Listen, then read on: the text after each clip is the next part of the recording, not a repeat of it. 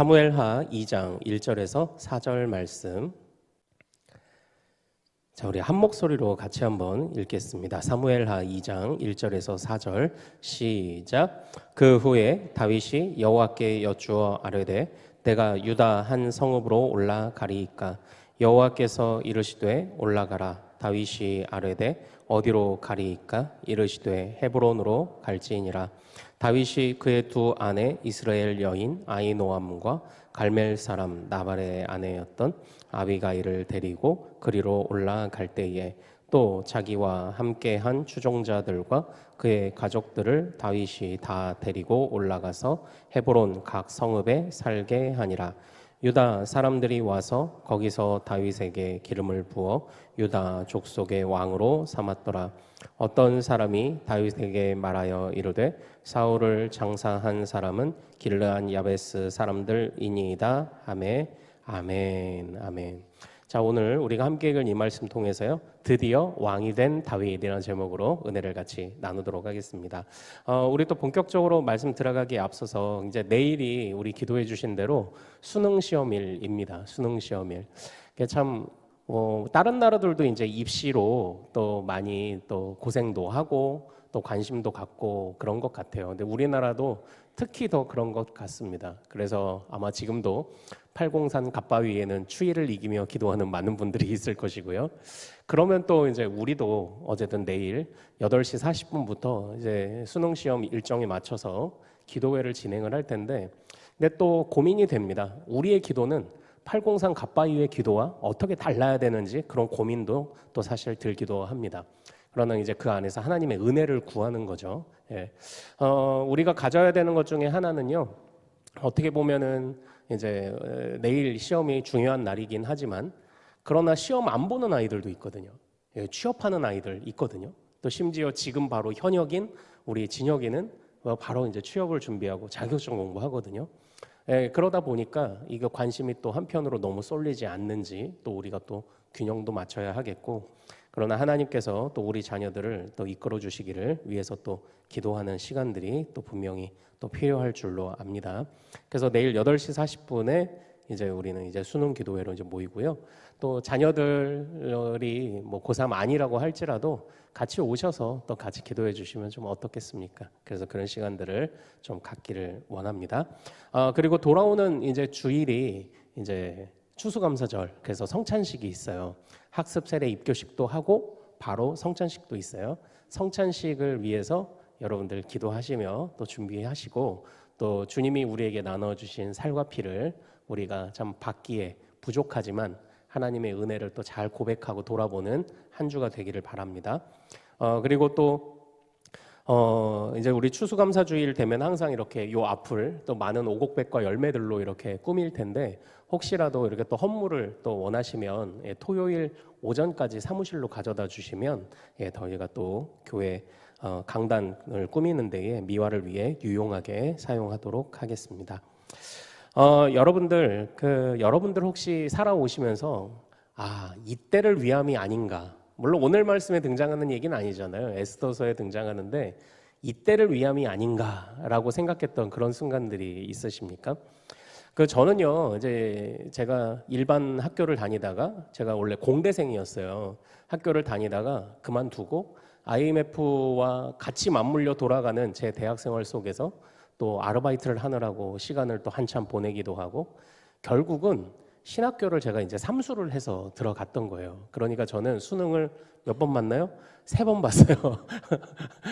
지금 이제 수능 전날 풍경이, 각 가정의 풍경, 이제 뭐 학력고사를 치른 자녀들도 있을 것이고 수능을 치른 자녀들도 있겠지만, 전날 풍경이 어떻습니까? 웬만하면 서로의 심경을 건드리지 않으려고, 심기를 건드리지 않으려고 조심조심 이제 하고, 또 뭔가 좀 더 해주고 싶기도 하고 뭔가 더 해야 될 것도 같은데, 이제 그런데 그런 긴장들이 있잖아요. 근데 평소대로 하는 게 제일 좋다고 이제 그러잖아요. 근데 어쨌든 이게 삼수를 하고 이제 신학교를 이렇게 들어갔어요. 그리고 그럴 때에 이제 제가 22살에 1학년을 다니고 있었던 거죠. 한 학기가 끝나자마자 주변에서 그런 얘기들을 참 많이 하셨습니다. 너 빨리 군대 갔다 와라. 빨리 군대를 가라. 그때는요, 이 IMF 때문에 군대 대기줄도 이만큼 밀려 있어가지고 육군도 가려면은 미리 신청해 놓고 거의 6개월에서 1년을 기다려야 영장이 나오는 거예요. 그런데 이제 저는 그 한 학년을 다 마치고 갔어요. 근데 주변에서 청년부 형들은 난리였습니다. 야, 가면은 병장이 너랑 나이 똑같을 거야. 너 그러면 얼마나 기분이 나쁜지 아냐? 너 한 하루라도 빨리 가라. 근데 제가 꾸역꾸역 한 학기 마치고 2학기 마치고 그리고 이제 1월 달에 이제 군대를 간 거예요. 나 아니나 다를까 군대를 갔더니요. 제 초등학교 후배가 병장 말년이더라고요. 예, 걔는 이제 20살에 바로 들어와가지고 초등학교 후배. 예, 가면은 또 야 너 어디서 왔어? 어디 살아? 호구조사 하잖아요. 초등학교 후배가 있더라고요. 그런데 이제 처음에 들어갔을 때 이게 어쨌든 낯선 곳에서 이렇게 지내는데 참 감사했던 것은 좋은 중대장님을 만났어요. 좋은 대위 계급을 달고 있던 중대장님을 만났어요. 근데 이 중대장님이 저한테 특히 좀 잘해주셨습니다.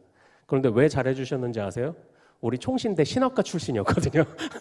그러니까 총신대 신학과 2학년까지 다니고 군대를 갔는데 군대에서 비전을 발견해서 거기서 삼사관학교로 이제 편입을 하고 그렇게 이제 장교가 된 거예요. 그런데 이제 제 프로필을 딱 보자마자 갑자기 엄청 크게 웃으시면서 야, 너 총신대 신학과 나왔냐? 이러시는 거예요. 알고 봤더니 우리 교회 형 친구더라고요. 그래서 그걸 알고 나서 그래도 제 느낌에는 조금 더 잘해 주셨던 것 같습니다. 그때 그런 생각을 한번 해봤어요. 1학기 마치고 왔으면 이런 중대장님 못 만났겠지? 이때를 위함인가? 이런 생각을 한번 해보기도 했었습니다. 그리고 저는 지금도 지금도 서울에서 목회를 하고 있고 같이 신학생 때는 스터디를 하던 좋은 형들과 교류를 하고 있는데 처음에 신학교를 입학을 해서 우연하게 인사를 나누다 보니까요. 제가 청년부 시절에 같이 서로 인근 교회 청년부들이 이렇게 교류를 하고 했었거든요. 그때 저희와 같이 교류하던 교회에 계셨던 그 형님이었더라고요. 그래서 괜히 더 반가운 거 있죠. 그래서 신학교 때 지금까지 또 굉장히 친하게 지내고 있습니다. 그때 또 한번 생각해 보게 됐어요. 이때를 위함인가? 그런 생각을 또 한번 해보게 됐어요. 저는요, 벌써 이제 올해 연말이 되면은 저도 전도사로부터 사역을 시작한 게 벌써 20년이 돼요. 그런데 이제 항상 모든 교회들에서 사역이 항상 재밌었던 것은 아니었던 것 같습니다.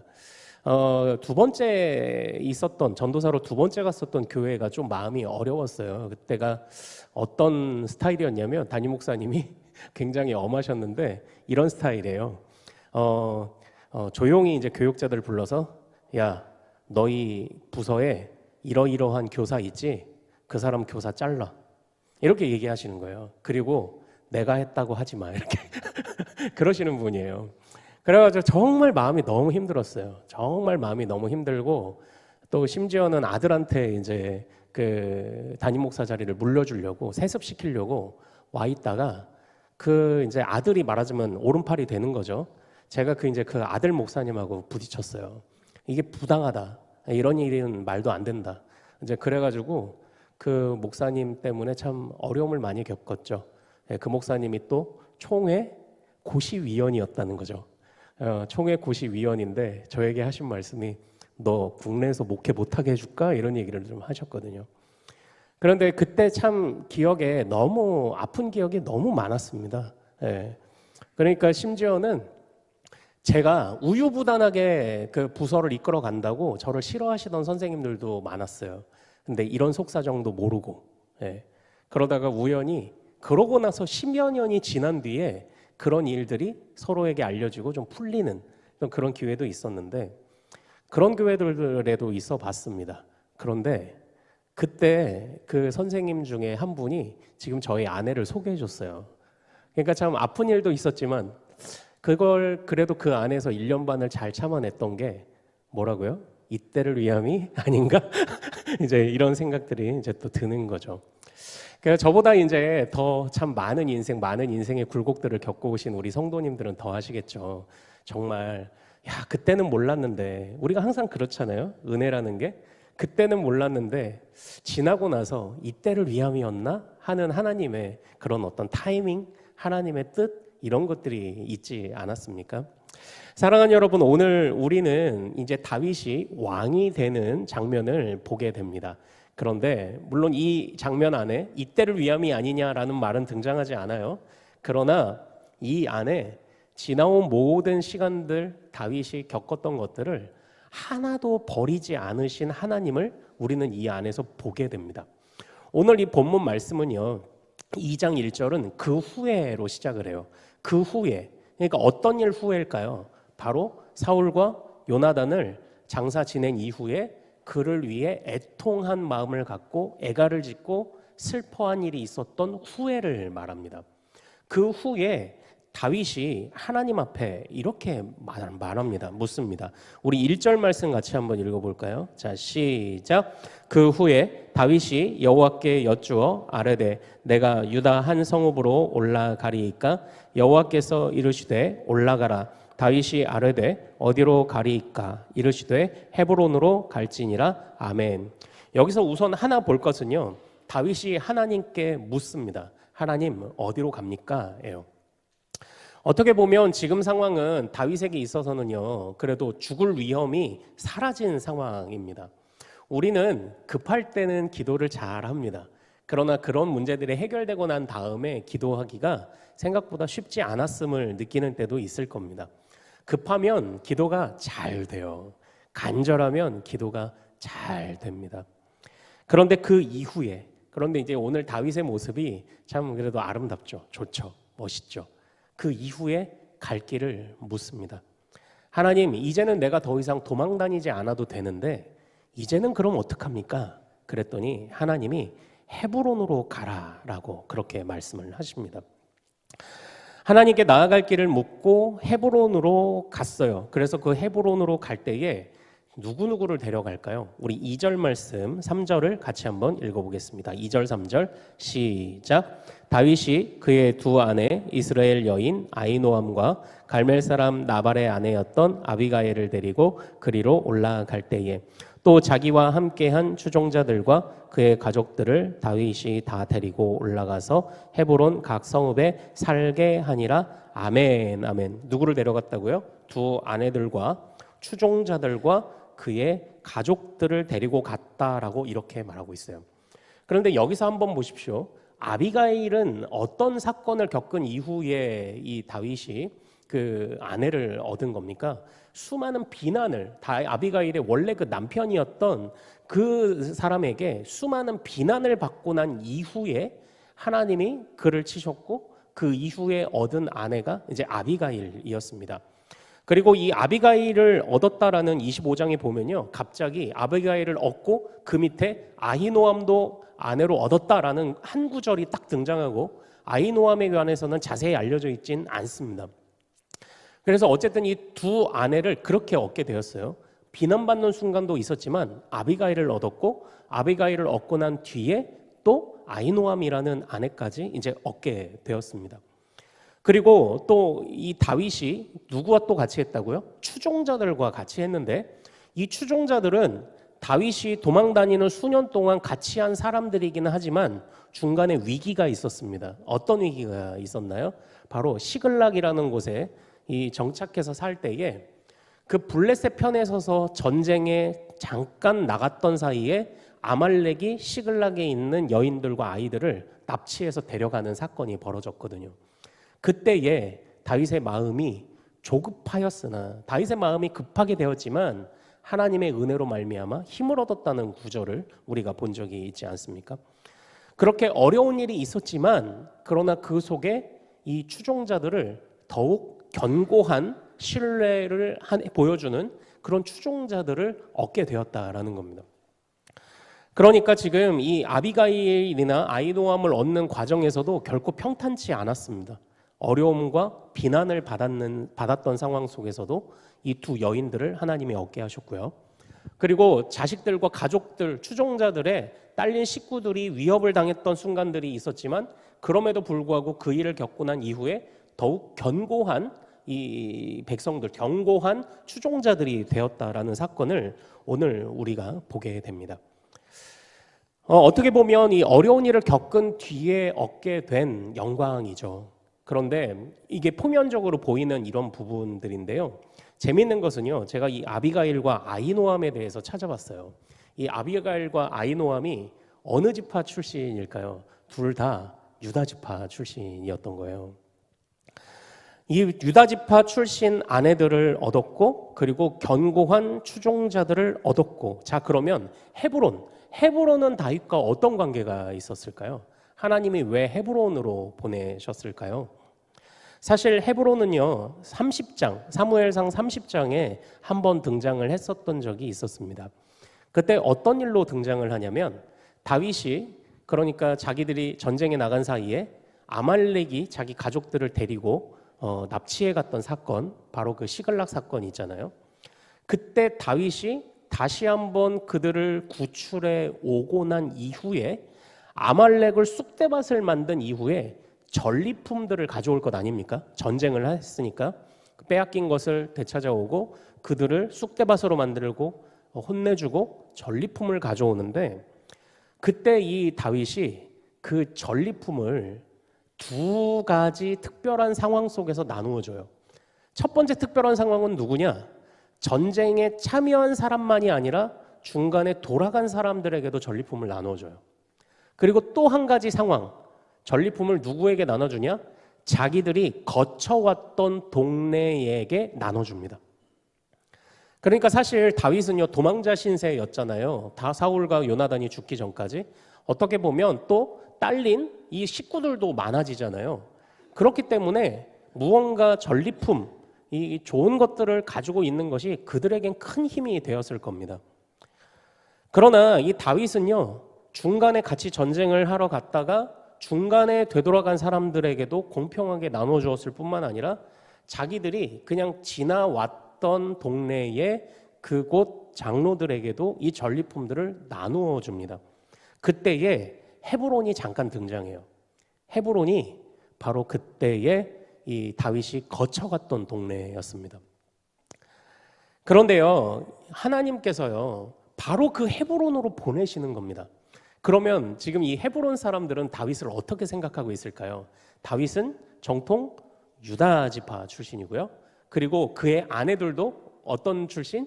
유다 지파 출신이고요. 그리고 헤브론은 이전에 어떤 은혜를 다윗에게 입었었죠? 바로 그가 거쳐갔던 지역, 다윗과 다윗의 군대를 잠시 하룻밤 묵게 해 주었을 뿐인데 다윗이 전리품을 나누어 주는 은혜를 받았던 곳이었습니다. 그래서 이 헤브론으로 주님이 이 다윗을 보냈을 때 헤브론 사람들이 그를 환영하며 왕으로 세웁니다. 이 헤브론은 특히 유다 땅입니다. 유다 땅이 좀 남쪽에 있는데요. 그러니까 지금 이 왕으로 세워지는 다윗도 유다 사람, 그리고 그의 아내들도 유다 사람, 그들을 환영하는 사람들도 헤브론 사람들도 유다 사람.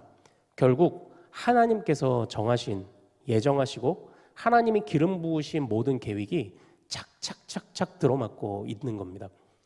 물론 하나님은요, 하나님의 일을 하실 수 있습니다. 하나님은요, 돌들로도 떡이 되게 하실 수 있습니다. 돌들로도 아브라함의 자손이 되게 하실 수 있습니다. 그러나 하나님은 때로 놀라운 기적으로도 일하시지만 하나님께서 이끄신 것은 인간의 역사와 맞물려 있습니다. 인간의 역사에 때로는 어두운 부분도 있고 눈물을 흘리던 부분들도 있지만 그것들과 함께 맞물려 가며 그 인생을 이끌어 가실 때 모든 것을 다 기적적으로 그냥 모든 것을 다 평탄하게만 이끌어 가시지는 않아요.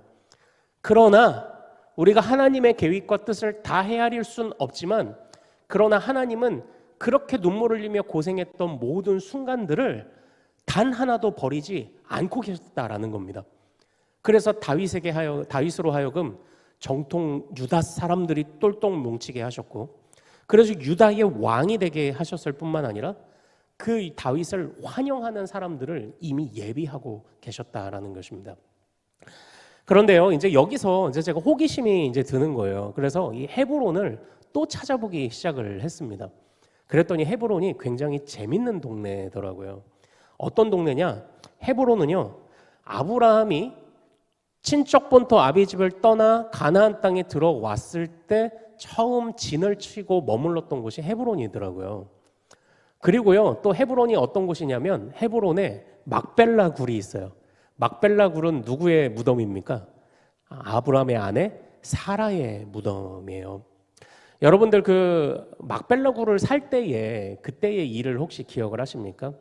이제 거기서 이제 성경 해석이나 바라보는 학자들마다 약간 차이가 좀 있는데요.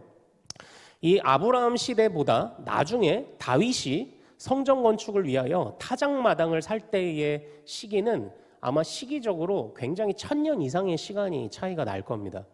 그런데 이 다윗이 이 타작마당을 나중에 뒷부분이 이제 보일 텐데 타작마당을 살 때 치루었던 값, 그러니까 성전을 지을 정도의 토지를 살 때의 값이 있죠. 그리고 아브라함이 막벨라 굴을 살 때의 값, 한 1000년 정도 이상 차이가 난다면 아마 이제 돈의 가치도 차이가 많이 날 텐데 이 막벨라 굴을 이 타작마당을 사는 것보다도 훨씬 비싼 값을 불러서 막벨라 굴을 사게 됩니다. 그 아브라함이 즉 이방인이요 떠돌이 신분으로서 자신의 땅을 소유하는 게 얼마나 어려운지를 보여주는 그런 본문이 이 막벨라 굴을 구입할 때 이제 등장을 하는 겁니다. 상상할 수 없는 돈을 이제 지불을 하는 겁니다. 그런데 그때에 어쨌든 아브라함은 그런 서름을 겪으며 아내 사라를 매장하기 위해 그 막벨라 굴을 샀는데 나중에 이스라엘 백성들이 출애굽에서 다시 가나안으로 돌아올 때 하나님께서 그 막벨라 굴에게 지불했던 값과 막벨라 굴에서 겪었던 수모를 잊지 않으시고 아브라함에게 가나안의 소유권이 있음을 인정하시는 계기가 돼요. 그게. 그러니까 하나님이 가나안을 물론 뺏어서도 주실 수 있는 분이죠. 뺏어서도 주실 수 있습니다. 왜냐하면 천지가 다 하나님 거니까요. 그러나 아브라함이 정당한 값을 치렀던 그 터전을 하나님이 아브라함의 자손들에게 그대로 물려주신다고요. 이 출애굽 이후에 한 400년간 땅 문서도 없이 뭣도 없이 흘러가면 그 땅이 어떻게 되겠어요? 주인 없는 땅이 되는 거잖아요. 그러나 하나님이 그 땅을 그대로 인정을 하십니다. 그렇게 어렵게 얻었던 그러나 그 수모를 겪으면서 획득했던 그 땅이 아브라함과 아브라함 자손의 땅이라는 것을 주님이 확증을 시켜주셨던 그곳이 헤브론이에요. 그리고 또 이 헤브론이 재밌는 게 뭐냐면요. 헤브론이 어떤 특별한 성이 하나 있습니다. 어떤 특별한 역할을 하나 하는 곳입니다. 그게 뭐냐? 도피성이에요. 도피성. 도피성이라는 것이 무엇인가요? 부지불식간에 살인을 저지르거나 죄를 지은 자가 피난하고 도망쳐 오면, 그러니까 일부러 살인한 자는 안 돼요. 일부러 살인하고 도망쳐 온 것이 밝혀지면 도피성의 장로들이 회의를 거쳐 그를 바로 죽게 할 수도 있었습니다. 그러나 이 도피성은 부지불식간에 또는 억울한 일을 겪은 자가 왔을 때 그를 도와주는 것이 도피성인데요. 이스라엘 최남단에 있는 도피성이 헤브론이에요. 그러니까 한번 이 헤브론이라는 곳을 한번 잘 보십시오. 하나님이 왜 이 다윗을 헤브론으로 보내셨는지를 한번 우리는 좀 생각해 볼 필요가 있는 거예요. 헤브론 땅에 다윗이 은혜를 베풀었습니다. 너희들 우리 군대가 진격할 때 너희가 우리에게 물을 줬지, 먹을 것을 줬지, 전리품을 나눠줄게. 물론 그 값을 다윗의 성격이라면 값을 다 치렀을 겁니다. 이미 머물면서 값을 다 치렀을 거예요. 그러나 돌아오는 중에 전리품을 나눠주고 돌아왔습니다. 그곳이 헤브론이었습니다. 그런데 또한 그 헤브론은 어떤 성? 아브라함이 머물렀던 성. 그리고 아브라함이 억울한 일을 겪으면서도 돈을 억만금을 주고 그것을 샀던 성. 또 조상들의 어미의 무덤이 있는 그 성. 그리고 그곳이 특별히 레위인에게 할당된 곳으로, 레위인에게 분배된 곳으로 도피성으로서의 역할을 하던 곳, 바로 그곳 헤브론. 하나님이 다윗을 거기로 보내신 거예요. 다윗의 어려운 일들, 속상한 일들 속에 수많은 일들이 있었지만 그 속에 하나님의 인도하심이 있었던 거죠. 더 거슬러 가서 이 그들의 조상 아브라함이 겪었던 수많은 수모들도 있지만, 그러나 그 수모를 뛰어넘어 견뎠던 그의 모든 인생의 여정이 결국 또한 다윗에게 지금 약이 되고 있는 그런 상황입니다. 그리고요, 하나님이 정말 이곳에서 다윗을 왕으로 세우시면서 진짜 다윗이 어떤 왕이 되어야 하는지를 보여주시고 계신 것 같아요. 그러니까 남의 것 뺏지 않아도 얼마든지 나누고 분배하고, 또한 도피성이니까 도피성처럼 네가 왕이 되거든, 네가 전리품을 나누어 줬던 것처럼, 네가 전쟁에 나가지 않은 사람들도 끌어안았던 것처럼 끌어안아라. 네가 왕이 되면 이곳이 도피성인 것처럼 네가 백성들의 도피성이 되어라. 주님이 그런 뜻이 있으셨던 것 같습니다. 그래서 그를 헤브론으로 보내시고 헤브론에서 왕이 되어, 아직은 유다 지파의 왕이기만 합니다. 이 이후에 넘어가면요, 아직도 남아있는 사울 왕의 자손들과 전쟁을 하는 안타까운 일이 벌어지기는 합니다. 그러나 다윗은 드디어 왕이 되었습니다. 이 드디어 왕이 되었다라고 할 때 이 드디어 안에 참 많은 의미들이 있어요. 이 아브라함이 했던 고난도, 다윗이 겪었던 수모와 고난도 그 안에 있지만, 결국 하나님은 그 모든 일들을 다윗이 하나님 앞에 바른 왕이 되게 하시는 양분으로 삼아 주셨다라는 것입니다. 사랑하는 여러분, 이 헤브론이, 그러니까 저는 그러한 생각이 들더라고요. 왜 우리 이제 예전에도 저기 유럽이든 어디든 왕이 세워지면은 무엇 위에 손을 얹어놓고 이렇게 서약을 하나요? 지금도 미국 대통령은 무엇 위에 손을 얹어놓고 서약을 하죠? 성경 위에 이렇게 손을 얹어놓고 서약을 하잖아요. 이 헤브론 땅이라는 것이 마치 이제 그 하나님 앞에 서약하는 그 성경의 역할을 하고 있다는 생각이 좀 드는 겁니다. 너 이 헤브론이 어떤 땅인지 알지? 네가 앞으로 어떤 왕이 되어야 하는지를 잘 생각해. 너를 이곳으로 오기까지 내가 어떻게 이끌었는지 알지? 그러니까 네가 이곳에서 맹세해. 네가 여태까지 보였던 그 믿음을 잃지 않을 거라고 맹세해. 그리고 이곳에서 서로 나누어 먹고 같이 먹고 함께 살 것이라고 맹세해. 하나님이 그 서약을 시키시기 위해 헤브론으로 다윗을 이끄신 것 같습니다. 결국 다윗은 속상한 일이 있었고 또 눈물 흘릴 일들 있었지만 하나님이 하나도 버리지 않으셨더라고요. 그 일들을 통하여 훈련시키시면서 왕의 자질도 갖추게 하셨고요, 사람들의 호의를 얻게도 하셨더라고요. 그러니까 하나님의 그 인도하시던, 때로는 하나님이 침묵하셨던 그 모든 시간도 이때를 위함이 아니었나라는 생각을 하게 만드는 거죠. 사랑하는 여러분, 저는 몇 주 전에 여러분들과 같이 말씀을 나누면서 안 믿는 사람들도 에이 잘 될 거야, 인생지사 세옹지마야 라고 말하고 긍정적으로 생각해 라고 그렇게 말한다는 말씀을 드린 적이 있습니다. 근데 우리도 비슷해요. 하나님이 잘 해주실 거야, 하나님이 인도해 주실 거야.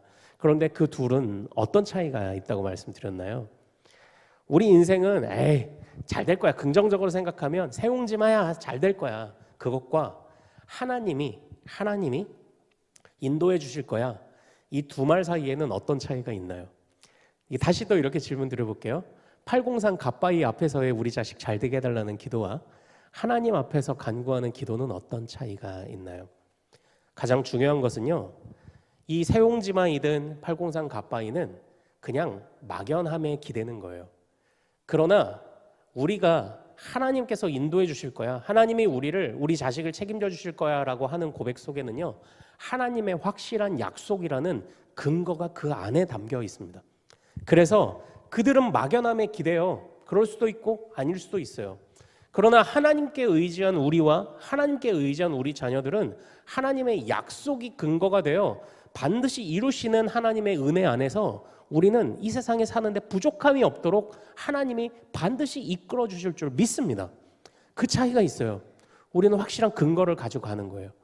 오늘 이 다윗 안에서도, 다윗의 이 모습 속에서도 그것을 봅니다. 하나님이 약속하신 대로 하시는구나. 하나님이 예비하신 대로 하시는구나. 하나님이 침묵하셨던 순간도 하나도 버리지 않으셨구나. 그 시간은 다윗을 훈련하는 시간이었고, 또한 그 시간은 다윗을 위해 좋은 사람들을 모으는 시간이었고, 또 그 시간은 다윗을 위해서 모든 것을 예비하는 시간이었구나. 이것을 보게 되는 것입니다.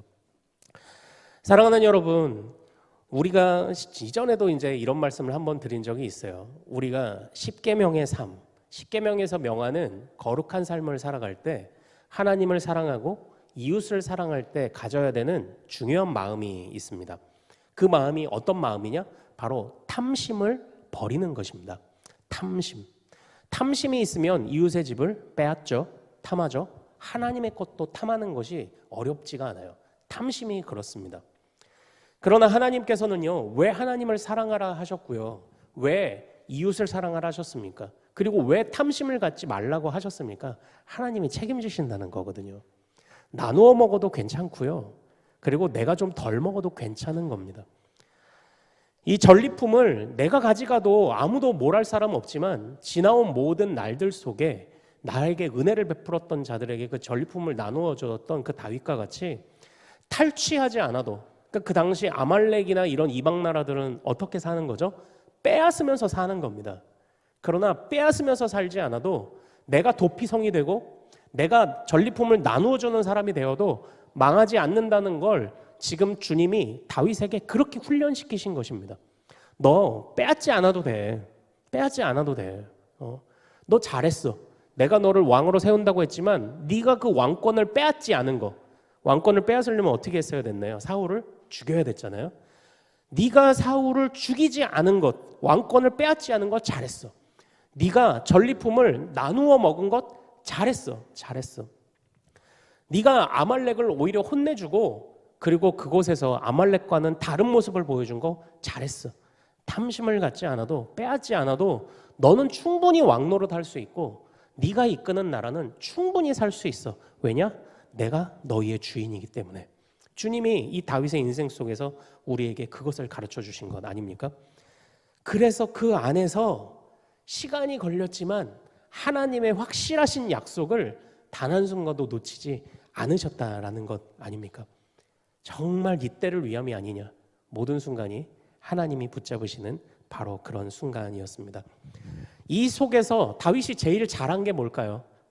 다윗이 탐심도 부리지 않았고 사울의 목숨도 빼앗지 않았고 했는데 이 모든 것을 아우르는 한마디로 이 다윗이 지나온 시간들을 평가한다면 뭐라고 말할 수 있을까요? 저는 이렇게 한번 말하고 싶습니다. 같이 한번 따라해 볼까요? 다윗은 포기하지 않았다. 바로 그거 같아요. 하나님의 약속을 포기하지 않았고 그렇게 도망다니고 어려운 중에도 그 속에서도 하나님을 포기하지 않았더라고요. 그랬더니 하나님이 다 갚으시더라는 겁니다. 그래서 드디어 왕이 되었습니다. 이후에도 어려움이 없지는 않아요. 그러나 다윗은 깊이 배웠을 것입니다. 하나님이 이끄시는구나.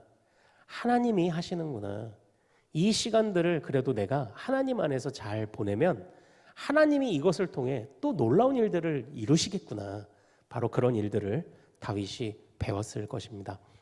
사랑하는 우리 큰숲의 모든 가족 여러분들, 이제 우리 여러분들이 또 지나온 모든 인생들 속에 이미 충분히 느끼고 계실 것이라고 믿습니다. 하나님이 하시는구나. 하나님이 버릴 것 없게 우리 인생을 이끌어 가시는구나. 우리 이 시간 다시 한번 그 마음을 가슴에 잘 새기고 버릴 것 없게 우리를 이끄시고 확실한 약속으로 이끄시는 그 하나님을 끝까지 신뢰할 수 있도록 우리가 또 간절히 기도하며 열심히 하나님을 포기하지 않고 하나님의 약속을 포기하지 않고 살아가는 우리가 될 수 있기를 소망합니다. 우리 같이 좀 찬양하고 기도하기를 원해요. 나를 지으신 이가 하나님, 나를 부르신 이가 하나님, 나를 보내신 이도 하나님, 나의 나된 것은 다 하나님 은혜라. 우리를 지으신 하나님, 부르신 하나님, 보내신 하나님, 내가 될 수 있게 하시는 하나님, 그 하나님은 결코 실수하지 않으십니다. 실패하지 않으십니다.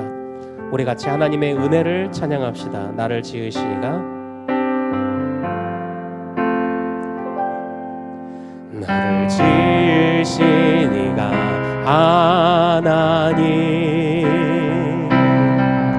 나를 부르신 이가 하나님, 나를 보내신 이도 하나님, 나의 나된 것은 나의 나 된 것은 나 하나님은 나의 달려갈 길 다가도록 나의 달려갈 길 다가도록 나의 마지막 호흡 다하도록 나로 그 십자가 품게 하시니 나의 나 된 것은 나 하나님 은혜라 한량없는 은혜 한량없는 은혜 갚을 길 없는 은혜 내 삶을 애워싸는 내 삶을 애워싸는 하나님의 은혜 나 주저함 없이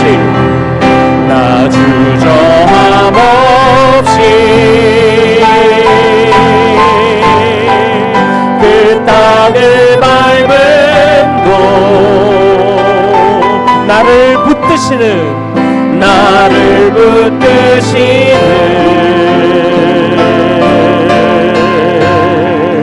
하나님의 은혜 다시 나를 지으시니가 하나님 나를 지으시니가 하나님 나를 부르시니가 하나님 나를 부르시니가 하나님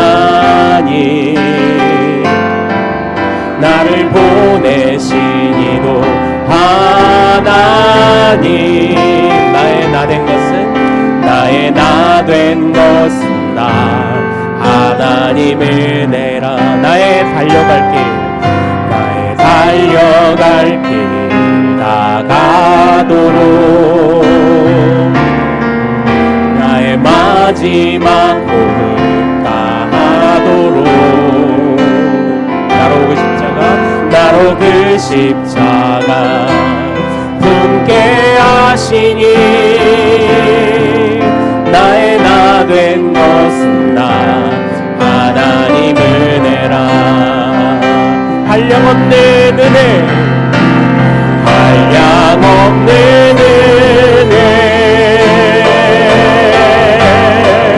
갚을 길 없는 은혜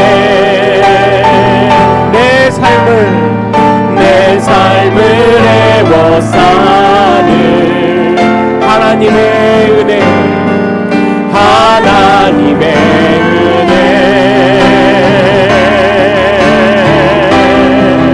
나 주저함 없이 그 땅을 밟음도 나를 붙드시는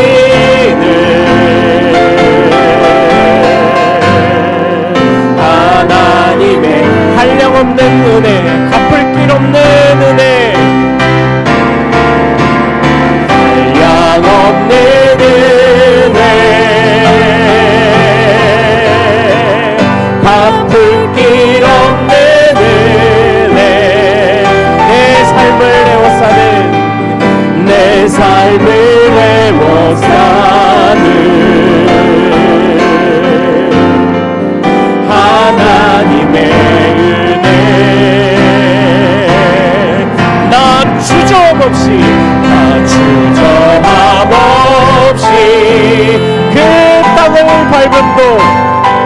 그 땅을 밟음도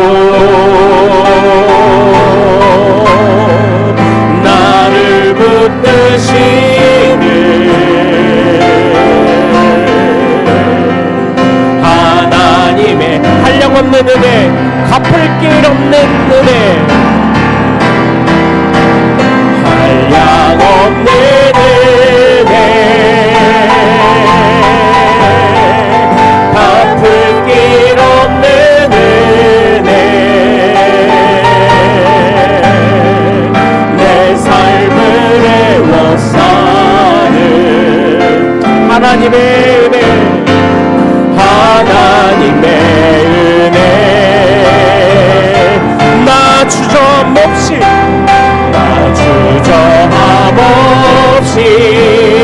그 땅을 밟음도, 그 땅을 밟음도 나를 붙드시는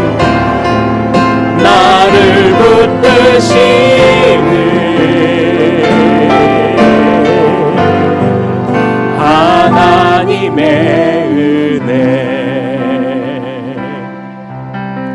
우리 이 시간 오늘 말씀을 마음에 새기며 우리 기도 제목, 우리 2페이지 먼저 같이 한번 읽겠습니다. 오늘 주신 말씀을 마음에 새기며, 자 시작. 모든 것이 하나님의 은혜였음을 고백하게 하소서. 절대 우리 스스로의 힘으로 살아오지 않았음을 깨닫게 하소서. 우리 인생의 모든 순간들이 하나님 안에서 버릴 것이 없음을 잊지 않게 하소서. 다음이요. 쓰디쓴 눈물과 값비싼 대가를 치러야 했던 때도 있지만 그 모든 과정 속에서 손해보게 하지 않으실 하나님을 기대하게 하소서. 하나님께서 나를 항상 붙들고 계심을 잊지 않게 하소서. 아멘. 우리 말씀을 마음에 새기며 우리 두 기도 제목으로 주여 이름 크게 한번 부르고 같이 기도합니다. 주여!